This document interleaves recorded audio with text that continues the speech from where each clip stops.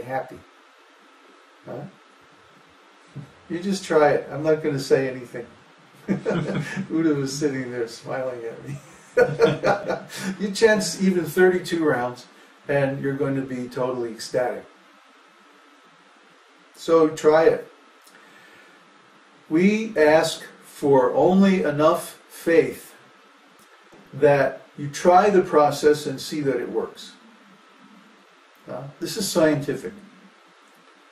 If you go to university and you take a course in math or physics or chemistry,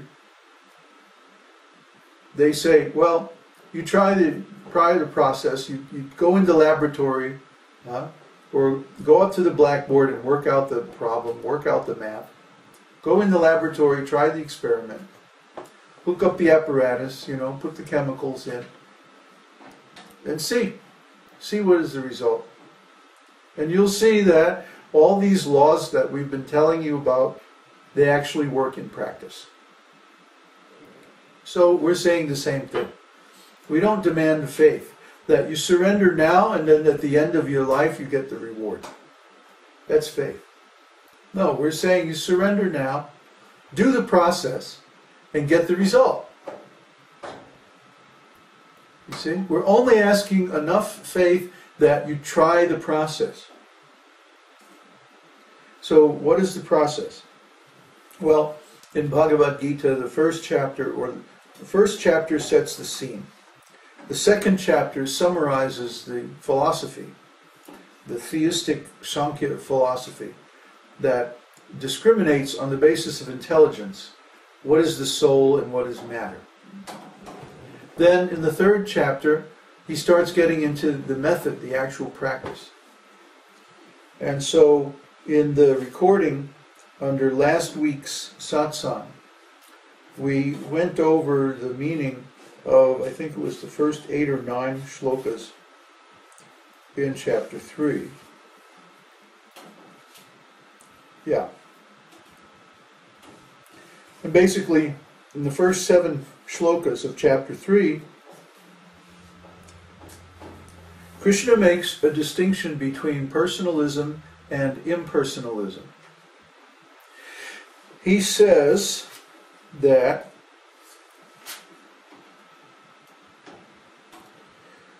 there are 2 classes of men who realize the self. Some are inclined to understand him by empirical philosophical speculation, and others are inclined to know him by devotional work. That's shloka 3, text 3. So who are these 2 groups of people? They're both transcendentalists because they're both trying to realize the self. But some are inclined to empirical philosophical speculation. These are the impersonalists.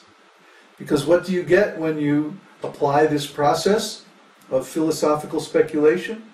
You get, well, it's all one, and I'm God, and just do whatever you like, and it all winds up, it all comes out to the same thing anyway.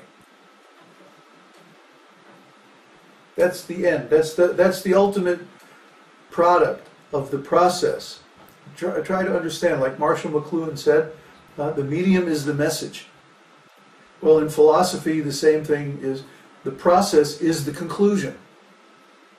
The process that you follow determines the conclusion that you will reach. So if you follow the process of philosophical speculation or empirical knowledge, you will reach the end result of, it's all one. It's all the same. I'm as good as God, and I can do whatever I like. So there we are, right back again where we started. We've come full circle, huh? In the beginning, somebody is in material life and they say, well, I can just satisfy my senses however I want. I can do whatever I like. Whatever I can get away with. That's material consciousness. This also is known as rascals. So then they say, but no, there's suffering in material life. So I have to go on some kind of philosophical journey, some kind of inquiry to find out the absolute truth. And so they go on this long inquiry based on empirical knowledge and philosophical speculation. Where do they wind up? Right back where they started. Oh, I can do anything I want. What is the use? Huh? Kanai's over there smiling at me. That they go on this whole journey, this whole process, and then they wind up right back where they started again. And then Krishna says, and others are inclined to know him, the self, by devotional work. Well, devotion means love, isn't it? Devotion means sacrifice. Devotion means dedication. Devotion means surrender. Devotion means love. So, right in the beginning, Krishna makes a distinction between those who follow the process of philosophical speculation, the impersonalists, and the personalists who follow the path of love. After all, love requires a person as an object. You can't love a stone. You can't love a light. You can't love some kind of impersonal energy. There's no scope for a loving relationship there. And then Krishna goes on to say, because the empirical speculators stress renunciation, Krishna goes on to say, not by merely abstaining from work can one achieve freedom from reaction, nor by renunciation alone can one attain perfection. See? Why? Because the activities that we are suffering the results of today, in the present life, were performed in the previous life. So we're going to get the results of those activities even if we stop doing all work immediately. You see? Even if we just sit down under a tree and do nothing, we're still going to get the results of the activities we performed in our past life. And in our next life, we're going to get the results of the activities that we performed in this life. So even if we try to stop all work and just renounce everything, we're not going to attain perfection by that method. He says, all men are forced to act helplessly according to the impulses born of the modes of material nature. We all have to breathe. We all have to drink and eat. We all have to take care of the body in different ways. Otherwise, we can't maintain. We can't maintain this life. And we all have to work in some way to maintain this body. So, Krishna is saying no one can refrain from doing something. Even breathing, even thinking. We can't stop doing for even a moment. We have to do something just to maintain the body.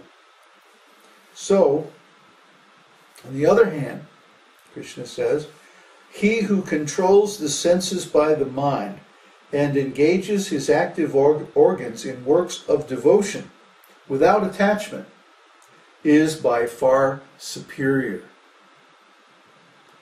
So Krishna is making this distinction right in the beginning of Bhagavad-gītā when he begins to speak about the method of spiritual realization between philosophical speculation and devotional work. And he's saying that those who engage in devotional work are far superior. Far superior, he says. Sahat vishishyate. Vishishyate. Much better. You see? So that's Krishna's opinion. And in the next section, he's going to start getting into the details of how we perform this devotional work. He says, Yagyartat karmano nyatra loko yang karma bandhana tadartam karma konteya mukta sangha samachara. Work done as a sacrifice for Vishnu has to be performed. Otherwise, work binds one to this material world.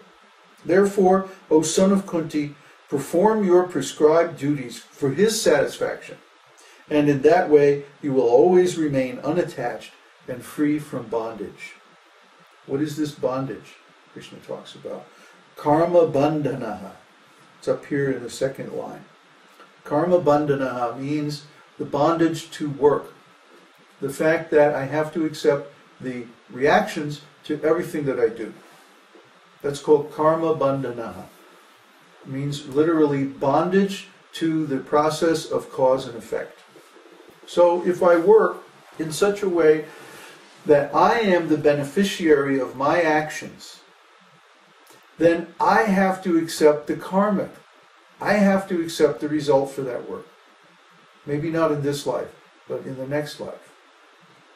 However, if I surrender or sacrifice the results of my actions, the results of my work for Krishna, for Vishnu, work as